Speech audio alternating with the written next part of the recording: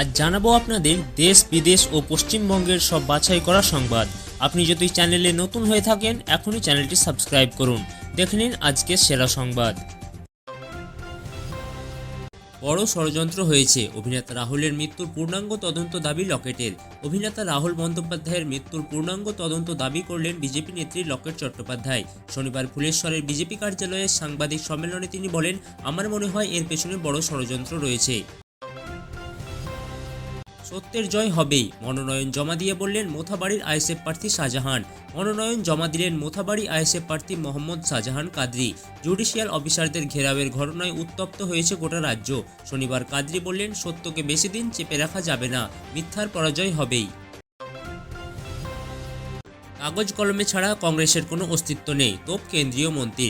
খাতায় কলমে ছাড়া কংগ্রেসের কোনো অস্তিত্ব নেই বলে তোপ দাগলেন কেন্দ্রীয় মন্ত্রী সর্বানন্দ সোনোয়াল।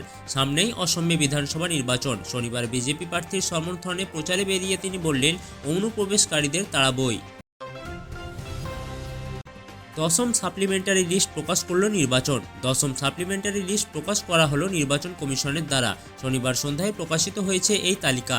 আপাতত তা কমিশনের ওয়েবসাইটে দেখা যাচ্ছে, পরে অফলাইনেও প্রকাশিত হবে বলে জানানো হয়েছে। ভোটের আগে মাদক পাচার চক্রের পান্ডা শেখ মুনিরের স্ত্রী গ্রেপ্তার। ভোটের আগে কলকাতা থেকে আন্তর্জাতিক মাদক পাচার চক্রের পান্ডা শেখ মুনিরের স্ত্রীকে গ্রেপ্তার করল এনসিবি। ধৃতের কাছ থেকে 50 কোটি টাকার মাদক উদ্ধার হয়েছে।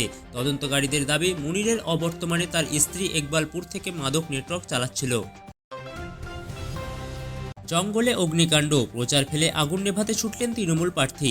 আউস গ্রামে ভোট প্রচারে বেরিয়েছিলেন তৃণমূল প্রার্থী শ্যামাপ্রসন্ন লোহার। প্রচার চলাকালীন কর্মীদের নিয়ে জঙ্গল পার হওয়ার সময় তিনি দেখতে পান জঙ্গলে একাংশে দাউ দাউ করে আগুন জ্বলছে। তৎক্ষণাৎ প্রচার থামিয়ে কর্মীদের সঙ্গে নিয়ে আগুন নেভানোর কাজে হাত লাগান প্রার্থী। বিরোধী শিবিরে ভাঙন, বসিরহাট দক্ষিণে কর্মী সভার মঞ্চেই দলবদলের ঢেউ।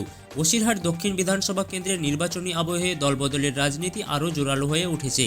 শনিবার ঘোজাডাঙ্গা, পানিতর ও নাকুয়াদহ সহ একাধিক এলাকা থেকে আইএসএফ, সিপিএম, কংগ্রেস ও বিজেপির শতাধিক কর্মী তৃণমূল কংগ্রেসে যোগদান করেন।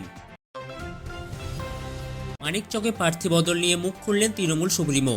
মালদার মানিকচকে প্রার্থী কবিতা মণ্ডলের হয়ে প্রচারে তৃণমূল সুপ্রিমো মমতা বন্দ্যোপাধ্যায়। জনসভার মঞ্চে দাঁড়িয়ে প্রার্থী বদল দিয়ে মুখ খুললেন মুখ্যমন্ত্রী।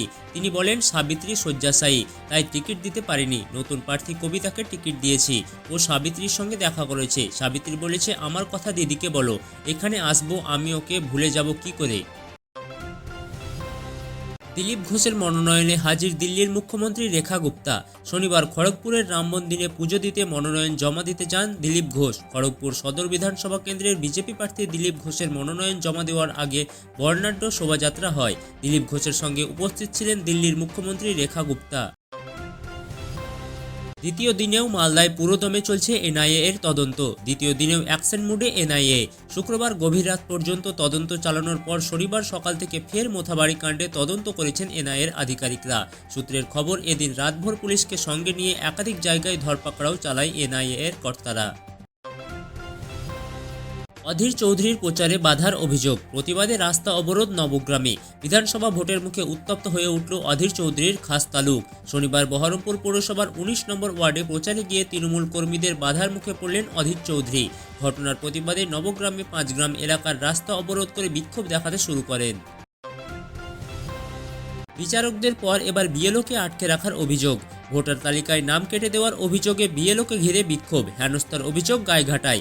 উত্তর 24 পরগনায় গাইঘাটা ব্লকের ইচ্ছাপুর 2 নম্বর গ্রাম পঞ্চায়েত এলাকায় ভোটার তালিকা নিয়ে ছড়ালো উত্তেজনা। অভিযোগ উঠল ভোট কেটে দেওয়া নিয়ে। ক্ষোভে স্থানীয় বাসিন্দারা booth level officer Namita Das প্রমাণিককে আটকে রেখে হেনস্থা করেন। বহরমপুরে প্রচারে বেরিয়ে হেনস্থার মুখে অধীর চৌধুরী। বহরমপুর কংগ্রেস প্রার্থী হেনস্থার অভিযোগ তৃণমূল কর্মীদের বিরুদ্ধে। শনিবার সকালে তিনি বহরমপুর পৌরসভার 19 নম্বর ওয়ার্ডে প্রচারে বেরিয়েছিলেন। সেই সময় ওয়ার্ডের তৃণমূল কাউন্সিল ভীষ্মদেব কর্মকারের নেতৃত্বে একদল কর্মী সমর্থক অধীর চৌধুরীর প্রচারে বাধার সৃষ্টি করে বলে অভিযোগ। মহারাষ্ট্রের নাসিকে ভয়াবহ পথ দুর্ঘটনা, মৃত নয়। মহারাষ্ট্রের নাসিকে ঘটল ভয়াবহ পথ দুর্ঘটনা, মৃত একই পরিবারের 9 সদস্য।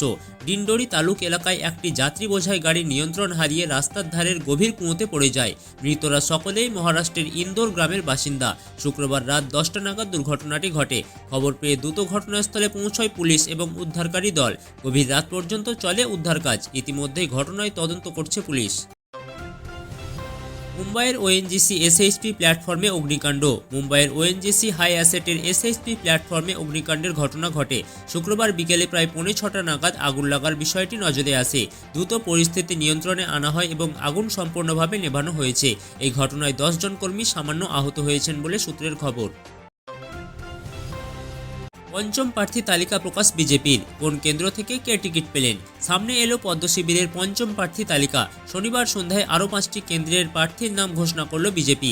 একই সঙ্গে বসিরহাট উত্তর, বিষ্ণুপুর এবং বেহালা উত্তর কেন্দ্রের প্রার্থী বদলও হয়েছে বলে সূত্রের খবর। তবে পঞ্চম প্রার্থী তালিকায় বিশেষ কোনো চমক নেই বলে মনে করছেন ওয়াকিবহল মহলের একাংশ। আপনারা তৃণমূলকে ভোট দিলে ঠকবেন না, উক্তি মমতার। মালতীপুর কেন্দ্রের প্রার্থী আব্দুল রহিম বক্সি এবং রতুয়া কেন্দ্রের প্রার্থী সমর মুখোপাধ্যায়ের সমর্থনে শামসিতে জনসভা তৃণমূল সুপ্রিমোর। নির্বাচন কমিশনের উদ্দেশ্যে মমতা বলেন, জানি মানুষের মধ্যে ক্ষোভ আছে, অনেকের নাম কেটেছে, অনেককে লাইনে দাঁড় করিয়েছে, অনেক অত্যাচার করা হয়েছে তাদেরকে। আপনারা তৃণমূলকে ভোট দিলে ঠকবেন না। আগেও বলেছি, লক্ষ্মীর ভাণ্ডার 500 থেকে শুরু করেছিলাম, এখন বাড়িয়ে 1500 করে দেওয়া হয়েছে। আপনারা শুনলেন লাইভ বাংলা ইউটিউব চ্যানেল। এখনই সাবস্ক্রাইব করুন সারাদিনের গুরুত্বপূর্ণ খবর পেতে।